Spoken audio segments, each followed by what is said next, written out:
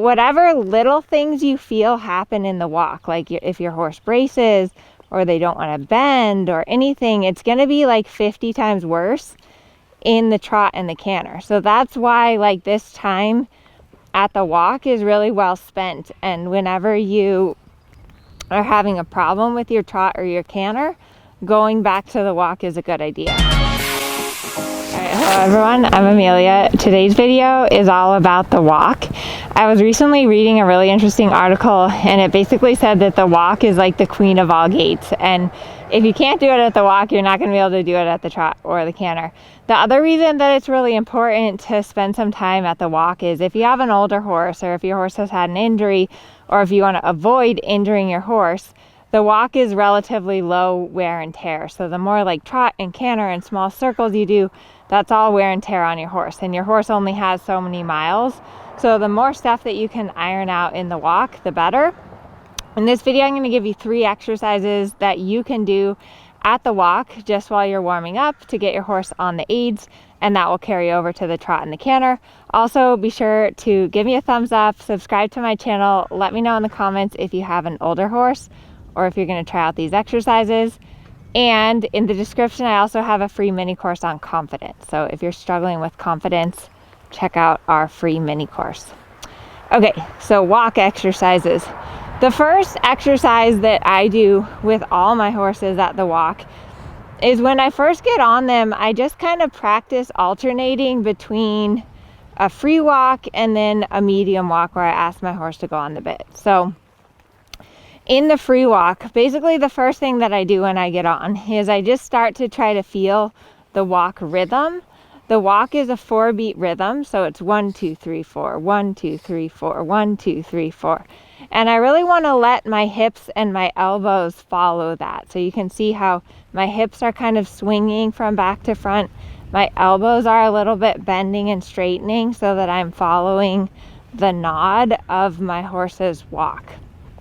Now, once you've walked around like this for a while, and notice how I do have a little bit of a light contact even on this longer rein, and I'm kind of inviting him to stretch his neck down. I'm not just letting him like stick his head straight up in the air and look around, like, so I'm even on this longer rein kind of getting him a little bit on the aids. Once I have this, then I practice taking a little bit up the contact. And this horse, he's a PRE, he's a little bit tricky in the walk to get contact. He either wants to like curl or brace against the connection. So kind of spending a little time where I'm just really focusing on getting a steady contact, bringing his pull up, having him still round. I like to do it on a circle line so that the bending aids help me to keep him round. So here I'm thinking about pushing him a little off my inside leg, receiving him in that outside rein. Still, I'm following the motion even though my reins are a little bit shorter. And I'm just really focusing on suppleness and throughness and connection. When I get to the center line, I'm going to go the other way, pushing him off of my right leg, moving him into the left rein. This all feels like really pretty good. And then once I've had him up and round for a little bit, I might let my reins out again, ask him to stretch down. And again, you notice how I'm always following my hands forward. So every time a front foot goes forward, my hands are going forward, forward, forward, forward, forward, forward. Good boy, buddy.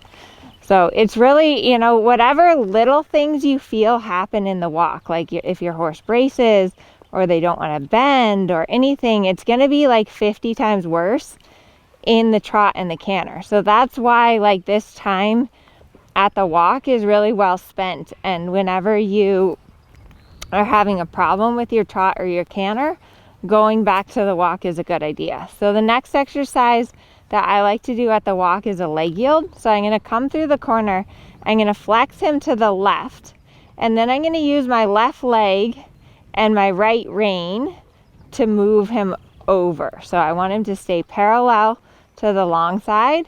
I'm keeping that steady contact in my outside rein. I'm pressing with my left leg now, move over, stay round, move over, stay round, now, now, now.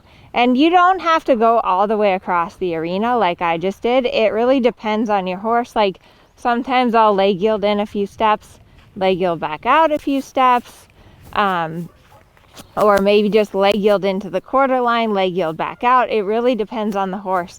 If you have a horse that's a little more on the lazy side, you might do a little quicker, like leg yield in and out. Like if I have a horse that's a little lazy, I might say, hey, move off my right leg, now go straight, now move off my left leg, now go straight. What I'm focusing on with the leg yield is that when I put my leg on, I really want to feel him in the outside rein. So like here I'm putting my right leg on, I want to feel him in the left rein.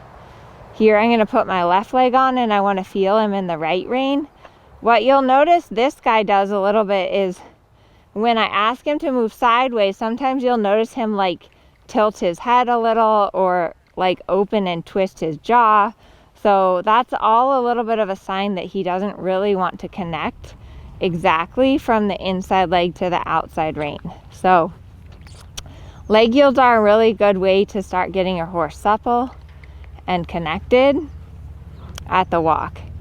And then another really great exercise is to practice your walk-halt-walk transition. So I'm just going to simply make a transition to the halt. I want my horse to stay round and on the bit. Then I'm going to close my legs and ask him to walk forward. So what I'm focusing on in these transitions is that my horse stays perfectly connected, which he isn't doing, and that I can go walk, halt, walk without anything changing in the frame. Oh boy. And the thing with all this walk work is seeing like how particular and subtle you can be. I will say that depending on your horse, like if your horse starts getting really frustrated with these halt transitions or with the leg yield transitions, sometimes you may need to go to a little more forward gait, like a little bit of trot or canter, just to kind of give your horse a little relief so that they don't start getting like all bottled up and anxious about what you're asking them to do. Good boy. Good boy. But these little walk exercises, honestly, you can't do too much of them. So if your horse needs to have a day off, or if you're not feeling great or your horse is not feeling great, you know, just getting on and working through this stuff at the walk can be really helpful. I follow Catherine Dufour on her Instagram, and she says that she'll sometimes get on and just do the entire Grand Prix at the walk and just walk through her test so that her and her horse really learn the test, only they're just at the walk rehearsing it. So I hope that this video helps you guys, good boy, give you some stuff that you can play around with for your horse at the walk.